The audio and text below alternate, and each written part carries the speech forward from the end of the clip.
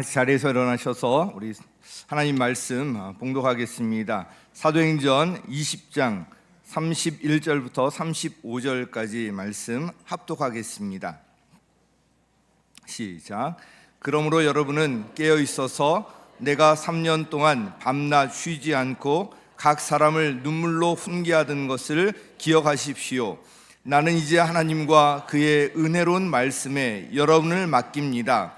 하나님의 말씀은 여러분을 튼튼히 세울 수 있고 거룩하게 된 모든 사람들 가운데서 여러분으로 하여금 유업을 차지하게 할 수 있습니다. 나는 누구의 은이나 금이나 옷을 탐낸 일이 없습니다. 여러분이 아는 대로 나는 나와 내 일행에게 필요한 것을 내 손으로 일해서 마련하였습니다. 나는 모든 일에서 여러분에게 본을 보였습니다. 이렇게 힘써 일해서 약한 사람을 도와주는 것이 마땅합니다. 그리고 그께서 친히 주는 것이 받는 것보다 더 복이 있다 하신 말씀을 반드시 명심해야 합니다. 아멘. 자, 우리가 아주 진지하게 인생의 중요한 순간들 맞이할 때가 있는데요. 그중 가장 진지한 순간이 아마 임종을 앞둔 순간이 아닐까 싶어요. 특히 유언을 남길 때인 것 같습니다. 전 아직 유언을 남기지는 않았지만 그 비슷한 순간을 경험했던 일이 있습니다. 미국에서 한인 교회 이제 다닐 때 제가 이제 자녀들과 함께 미국에서 만 6년 정도 있었는데요. 청소년부에서 부모님들을 초청하여서 특별한 시간을 가진 일이 있었습니다. 자녀와 이 아빠가 마지막 이별하는 그런 장면을 연출하는 거예요. 이제 제 아들이 먼저 죽는 걸 연출합니다. 그래서 임종을 앞둔 아들을 안고 마지막으로 하고 싶은 말을 이제 주고받는 장면이에요. 청소년부에서 워낙 분위기를 잘 만들어 주어서요. 아들을 안은 채 서로 사랑한다고 막 고백하면서 눈물이 막 나왔습니다. 또 역할을 바꿔서 이번에는 저의 임종을 앞두고 제가 죽는 순간이에요. 아들이 저를 안고 마지막으로 대화를 나누는 장면에서도 마찬가지로 눈물이 나왔습니다. 아들은 저를 안은 채, 그때 중학생이었는데 아들이요, 거의 엉엉 울 정도로 그렇게 이제 눈물이 나왔습니다. 어떤 상황이 되었든지 마지막으로 이렇게 이별하는 순간은 참으로 특별하고 참 진지하게 됩니다. 오늘 본문에서 사도 바울과 이 에베소 교회 지도자들의 만남이 바로 그런 순간이었습니다. 다시는 만나지 못할 상황에서 바울은 에베소 성도들을 사랑하는 마음으로 그들을 위해서 간절히 당부의 말을 하고 있는데요. 너무나도 참 아름다운 장면입니다. 이 말씀은 우리 역시도 꼭 귀담아 듣고요, 평생 붙들어야 할 말씀입니다. 그래서 우리가 끝까지 붙들어야 할 것들이라는 제목을 정했습니다.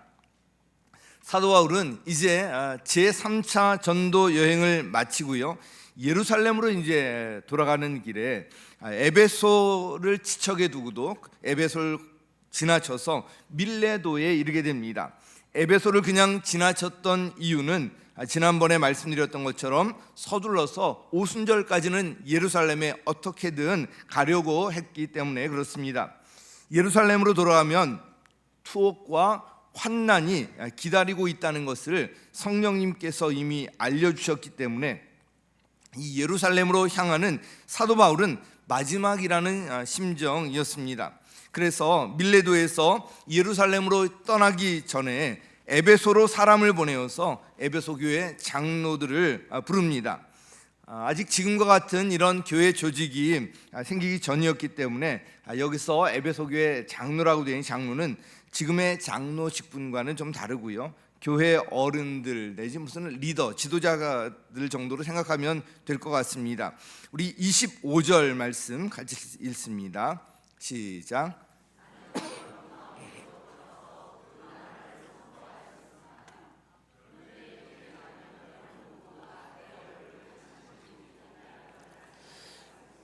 네, 내 얼굴을 다시는 보지 못하리라는 것을 이미 다 알고 있어요. 예루살렘으로 돌아가면 이제 사도 바울은 사도 바울 앞에 죽음이 기다리고 있다는 것을 알고 있습니다. 에베소에 그 어느 곳보다 더 오래 머물러 사역했고요. 두란노 학당을 중심으로 수많은 제자들을 길러낸 곳이었기 때문에 에베소 교회는 특별한 그런 애정이 있는 그런 교회였습니다. 그런 에베소 교회 성도들을 다시는 못 볼 것을 알면서 그 에베소 교회 지도자들에게 마지막 당부를 하는 장면이 바로 오늘 이 장면입니다. 이 말씀은 읽을 때마다 참 눈물이 나는 장면입니다. 앞서 말씀드린 것처럼 마지막 이별의 순간에서 성도들을 생각하는 이 바울의 간절함이 느껴지기 때문입니다. 이 말씀은 교회 지도자들뿐만 아니라 우리 모두가 꼭 명심하고 제목처럼 평생 우리가 붙들어야 할 그런 것들이라는 것을 기억하셨으면 좋겠습니다. 그 첫 번째는요, 복음을 증거하는 가치 있는 일에 인생을 투자하는 것입니다. 같이 시작. 우리가 이 땅에 한 번 주어진 인생, 정말 가치 있는 인생을 살아야 하지 않겠습니까? 그런 가치 있는 일에 인생을 정말 투자하며 살 때 나중에 후회 없는 그런 인생을 살 수가 있습니다. 사도 바울과 같이 내가 달려갈 길을 다 달리고 정말 후회 없는 인생을 살았다는 고백을 할 수가 있는데요. 우리 24절 말씀 우리 같이 읽습니다. 시작.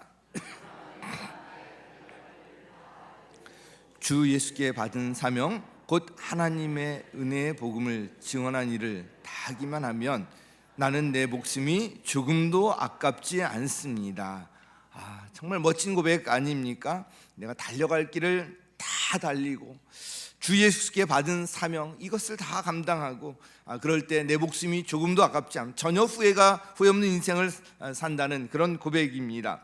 사도 바울은 무엇을 위해서 어떻게 살아야 할지, 이 땅에서 어떻게 사는 것이 가장 가치 있는 인생인지에 대해서 분명한 확신이 있었습니다. 예수 그리스도의 십자가와 이 부활이 자신에게 어떤 의미가 있는지 분명히 알았고요. 그 천국이 어떤 곳인지 3층 천에 다녀왔잖아요. 그래서 그의 인생의 방향과 목표는 너무나도 분명했습니다. 사도 바울은 정말 이 가말리엘에서 배운 학문적으로 뛰어나고요, 많은 것을 알고 있었지만 예수 그리스도를 아는 지식이 너무 귀하고 고상하기 때문에 자기에게 있는 다른 모든 것들을 배설물로 여긴다고 고백했습니다. 그는 세상적으로 볼 때 누구보다도 자랑할 것이 많은 사람이었지만 예수 그리스도의 십자가밖에는 자랑할 것이 없다, 이렇게 고백했습니다. 그리고 바울은 실제로 평생 그런 삶을 살면서 자신의 모든 인생을 여기에 이제 투자하며 살았습니다. 사도 바울의 인생의 초점은 아주 분명했습니다. 바로 이 복음을 증거하는 일이었습니다. 너무 귀하기 때문에 그에게 이것보다 더 급하고 이것보다 더 가치가 있고 우선해야 할 일은 없었습니다. 그래서 그는 이 일에 목숨을 걸었고요, 여기에 모든 인생을 투자했습니다. 이 세상에 있는 우리 눈에 보이는 것들 영원할 것 같지만 그러지 않아요. 다 사라지게 되어 있습니다. 이 세상에 영원한 것은 없어요. 그런데 영원한 것이 있잖아요. 영원한 것이 뭐죠? 하나님이 영원하시잖아요. 그죠? 스스로 계신 영원한 분이 우리가 믿는 하나님이시잖아요. 또 영원한 게 뭐 있어요? 하나님의 말씀, 이게 영원하잖아요. 이사야 40장 8절에 보면 푸른 마르고 꽃은 시드나 하나님의 말씀은 영원히 서 있다. 하나님의 말씀이 영원합니다. 그리고 우리 구원받은 영혼들 영생을 살잖아요. 영원하잖아요. 그래서 우리 데살로니가전서 2장 19절에 보면 이와 관련된 일들, 주님 앞에서 우리의 자랑할 면류관은 바로 구원으로 인도한 영혼들이다. 바로 여러분이 나의 면류관이다. 영혼 구원하여 제자 만드는 이 일, 하나님의 이 일이 또 영원합니다. 우리 이 땅에서 인생은 영원하지 않고 유한합니다.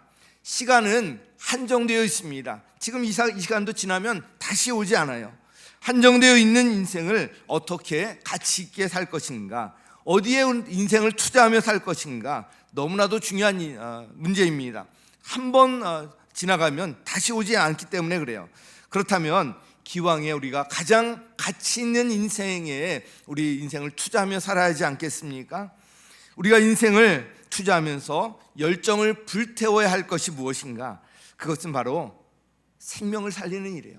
복음을 증거해서 사람을 살리는 일, 이것보다 더 중요하고 가치 있고 귀한 일은 없습니다. 이 땅에서 이 일만이 영원히 남는 일입니다. 사도 바울은 예수님과의 만남을 통해서 이것을 분명히 깨달았고요, 그의 인생이 완전히 180도 바뀌어서 복음을 증거하는 일에 평생을 헌신했습니다. 사실 우리가 복음을 증거하면서 한 사람의 영혼을 섬기는 일은 바로 주님을 섬기는 일과 같습니다. 19절 말씀 같이 읽습니다. 시작.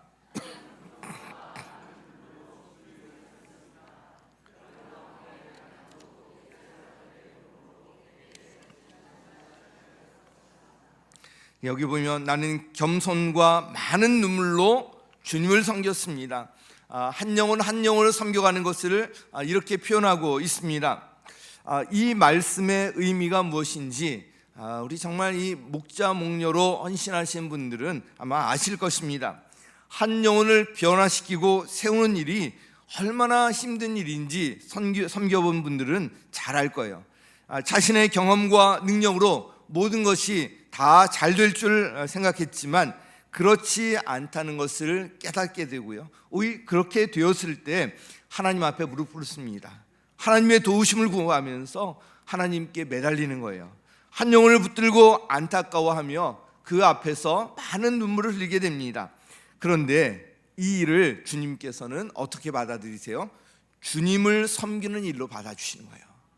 한 영혼을 세우고 한 영혼을 구원하기 위해서 우리가 눈물 뿌려 기도하는 이 섬기는 일들을 주님을 섬기는 일로 받아주신다는 거예요. 한 영혼을 구원하고 변화시키기 위해서 흘린 눈물을 주님께서 받아주시고 기억하십니다. 그래서 이 일은 사라지지 않고 영원히 남는, 영원히 가치가 있는 그런 일입니다. 사도 바울은 또한 이 복음을 증거하는 일에 차별을 두지 않았습니다. 21절 같이 읽습니다. 시작. 똑같이 회개하고 하나님께로 돌아올 것과 우리 주 예수를 믿을 것을 엄숙히 증언하였습니다. 아멘. 유대 사람에게나 그리스 사람에게나 똑같이, 이거 당시로서는 상상할 수 없는 그런 일이었습니다. 자, 우리는 흔히 우리 교회, 우리 목장에 도움이 될 만한 사람들에게 관심을 갖고 전도하려고 합니다. 그리고 우리 교회를, 우리 사역을 도울 자를 보내달라고 이렇게 기도하기도 합니다. 그러나 이 관점이 바뀌어야 합니다. 우리의 손길을 필요로 하고요, 우리의 도움을 필요로 하는 사람, 우리 목장을 필요로 하고 우리 교회를 필요로 하는 사람, 바로 하나님을 필요로 하는 사람들에게 관심을 갖고 기도하며 전도해야 하는 것입니다. 하나님의 사랑은 언제나 이렇게 하나님을 필요로 하는 사람들을 향해, 즉 낮은 곳을 향해 흐른다는 것을 기억할 필요가 있습니다. 그 자리에 하나님께서 임하셔서 도우시고요, 길을 열어주십니다. 그러므로 우리의 관심과 기도 역시 이런 곳을 향해야 하는 것입니다. 정말 하나님을 필요로 하는 이 영혼들, 우리가 그 영혼들에게 관심을 갖고 기도해야 한다는 것입니다. 오늘 본문에서 읽을 때마다 시선을 떼지 못하는 구절이 있습니다. 본문에 바로 앞에 나오는 26절 말씀인데요, 같이 한번 읽겠습니다. 시작. 오늘 여러분에게 엄숙하게 증언합니다. 여러분 가운데서 누가 구원을 받지 못하는 일이 있더라도 내게는 아무런 책임이 없습니다. 그만큼 최선을 다해서 섬기고 기도하고 전도했다는 그런 이야기입니다. 이런 고백이 우리 가운데 있기를 정말 간절히 바랍니다. 사랑하는 성도 여러분, 이 사도 바울의 이 고백이 저와 여러분의 고백이 되기를 예수님의 이름으로 간절히 축원합니다. 정말 이런 고백이 있어야 합니다. 자, 우리가 끝까지 붙들어야 할 것 두 번째로는요, 하나님의 말씀입니다. 이 하나님의 말씀 같이 읽습니다. 시작. 32절 함께 읽습니다. 시작. 나는 이제 하나님과 그의 은혜로운 말씀에 여러분을 맡깁니다. 하나님의 말씀은 여러분을 튼튼히 세울 수 있고 거룩하게 된 모든 사람들 가운데서 여러분으로 하여금 유업을 차지하게 할 수 있습니다. 이 에베소 교회 정말 사도 바울이 열정을 쏟아부어 세운 교회잖아요.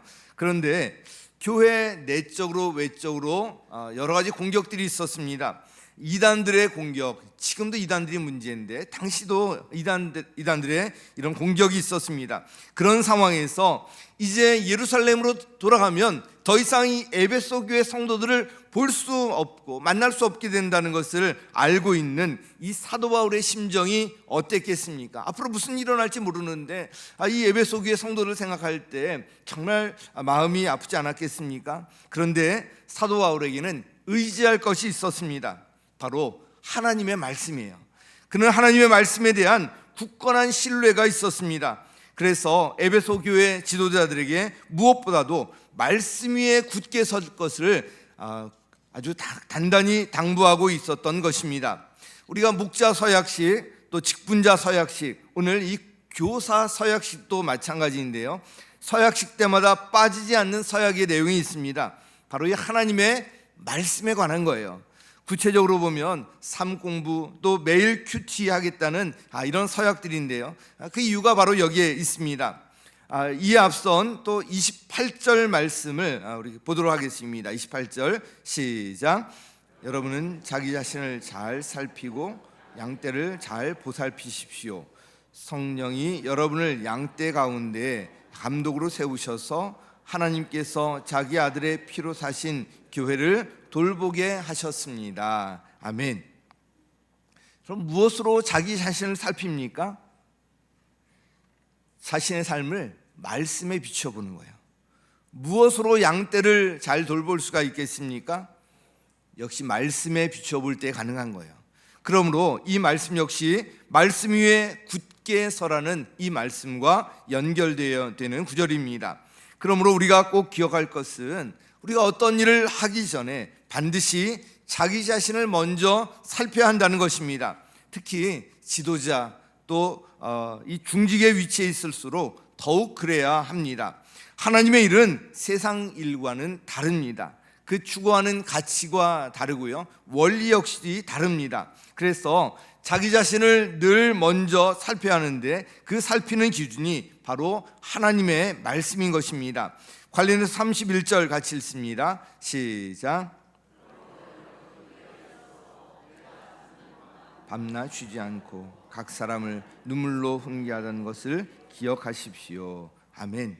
사도 바울은 이 말씀이 얼마나 중요한 것인지를 잘 알고 있었기 때문에 밤낮 쉬지 아니하고 말씀을 강론하며 눈물로 훈계하는 이 일을 게을리하지 않았습니다. 말씀의 기초를 잃으면 하나님의 공동체는 힘을 잃게 돼요. 말씀이 없으면 자신의 지식과 경험 이런 것들이 동원되게 돼요. 그래서 세상적인 가치, 세속적인 것들이 우리를 지배하게 됩니다. 결과적으로 그 공동체는 하나님에게서 멀어질 수밖에 없고요, 망할 수밖에 없습니다. 사랑하는 성도 여러분, 그 어떤 것보다도 하나님의 말씀을 우리의 삶과 사역의 분명한 기준으로 삼으시기 바랍니다. 말씀 위에 굳게 서서 늘 깨어 있기를, 그런 우리 한 해가 되기를 예수님의 이름으로 간절히 축원합니다. 마지막으로 우리 끝까지 붙들어야 할 것 세 번째로, 인생의 목적을 섬김에 두라는 거예요. 같이요. 시작.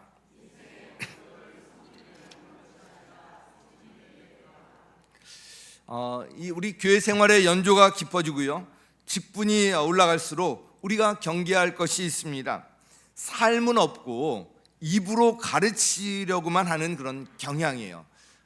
저와 같은 목회자들이 또 그렇게 될 가능성이 또 있습니다. 그렇게 설교하고 가르치면 그렇게 살고 있다는 착각을 가질 수 있게 될 수가 있습니다. 그러나 사도 바울은 삶으로 본을 보이며 사역에 힘썼습니다. 35절 보면 나는 모든 일에서 여러분에게 본을 보였습니다, 이 말씀을 하고 있습니다.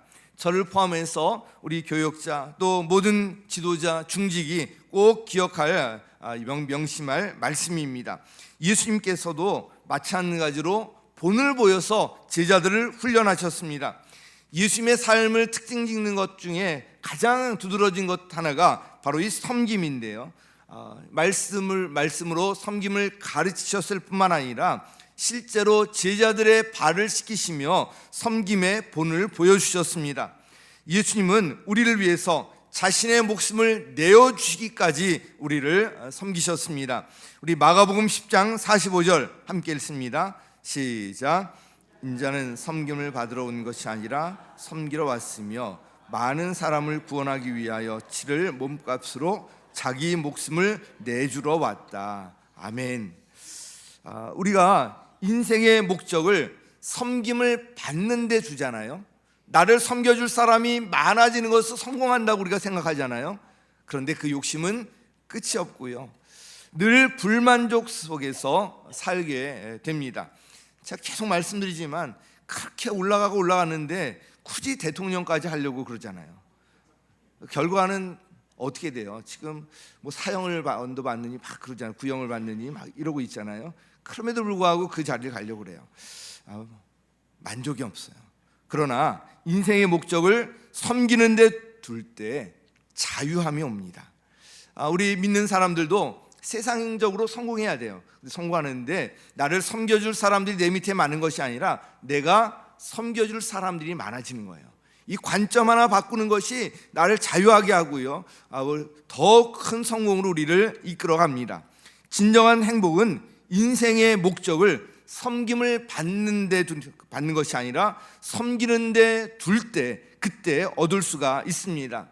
제가 목회하면서 가장 깨달은 것 중에 하나가 이거예요. 섬김을 받는 것이 아니라 섬기려 할 때, 우리 인생의 목적을 섬김에 둘 때, 그때 자유함이 오고요, 그때 진정으로 행복하다는 거예요. 이와 관련된 구절이 35절에 나오는데 하반절 같이 읽습니다. 시작. 약한 사람을 도와주는 것이 마땅합니다. 그리고 주 예수께서 친히 주는 것이 받는 것보다 더 복이 있다 하신 말씀을 반드시 명심해야 합니다. 아멘. 풍성한 인생의 비결이 바로 여기에 있습니다. 사실 예수님의 삶 자체가 그랬습니다. 섬김과 관련해서 두 가지만 더 말씀드리면요, 하나는 우리가 없는 것으로 섬길 때 감동을 준다는 거예요. 있는 것으로 섬길 때도 물론 고마워하지만 대개 감동까지는 가지 않습니다. 시간이 없는 분들, 정말 모두가 바쁜 줄 아는데 그 사람이 시간을 내어서 섬길 때 감동이 돼요. 경제적으로 여유가 없는 분들이 물질로 섬길 때도 마찬가지고요, 특별히 건강에 연약함이 있는 분들이 몸으로 섬길 때 감동이 되는 것입니다. 우리 휴전설교회 이은주 사모님 다 아시잖아요. 눈이 보이지 않아요. 눈이 거의 실명 상태예요. 그런데 그분이 목련을 하면서 많을 때는 50명을 매주 밥을 해먹였어요. 눈이 보이지 않는데 어떻게 할 수 있겠어요? 그러나 결단하고 나갈 때 그 청년들이 와서 장을 보는데 같이 라이드를 해주고 같이 가고요, 좀 일찍 와서 음식을 만드는 거 같이 돕고요, 그래서 그것을 감당해 나갈 수가 있었고요. 교회에 대부분의 청년들이, 싱글들이 그 목장을 통해서 나온 그런 싱글들입니다. 그 사모님 생각한다면 그래서 굉장히 숙연해지는 거예요. 이렇게 좀 자기가 없는 것으로 섬길 때 감동이 되고요, 변화를 일으키는 거예요. 무엇이든지 이런 희생이 들어갈 때 감동을 주고 놀라운 변화를 경험할 수가 있는 것입니다. 또 하나는 기도예요. 목회를 하면서 제가 안타까울 때가 많아요. 제가 어떻게 제 힘으로 할 수 없는 일들이 있잖아요. 그럴 때 제가 해드릴 수 있는 것 아무것도 없다고 생각할 때 안타깝지만, 그러나 그 사실을 깨달을 때 하나님의 도우심에 더욱 간절히 매달리게 됩니다. 그래서 저에게는 이 기도 시간이 너무나도 소중합니다. 우리가 리더의 위치에 있을수록 기도가 중요한 섬김이라는 것을 꼭 기억할 필요가 있습니다. 우리가 목자, 목녀로 섬기는 일도 마찬가지예요. 목자 이 사역은 목장 식구들을 위해서 내가 해줄 수 있는 것이 아무것도 없다, 여기서부터 시작하는 거예요.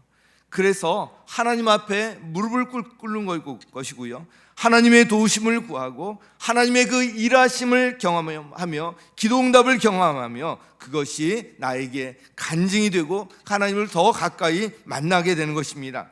마지막으로 기도와 관련된 한 구절을 같이 보겠습니다. 사무엘상 12장 23절 우리 같이 읽습니다. 시작. 나는 당신들이 잘 되도록 기도할 것입니다. 내가 기도하는 일을 그친다면 그것은 내가 하나님께 죄를 짓는 것입니다. 기도하기를 쉬는 것을 죄를 짓는 것이라고 고백하고 있습니다. 오늘 우리가 끝까지 붙들어야 할 것들이라는 제목으로 세 가지 말씀드렸는데요. 첫 번째로 복음을 증거하는, 우리 생명을 살리는 이 가장 가치 있는 일에 인생을 투자라는 거예요. 그럴 때 후회 없는 인생을 살 수가 있습니다. 두 번째로 자신의 모든 것을 다 내려놓고요, 이 하나님의 말씀을 우리 분명한 우리 삶과 사역의 기준으로 삼으라는 것입니다. 마지막 세 번째로 우리 인생의 목적을 섬김을 받는 것이 아니라 섬기는 데 두라는 것입니다. 사랑하는 성도 여러분, 이 말씀을 평생 끝까지 붙드시고요, 그리스도 안에서 가장 가치 있고 영원히 남는 가장 복된 인생 살아가시기를 예수님의 이름으로 간절히 축원합니다.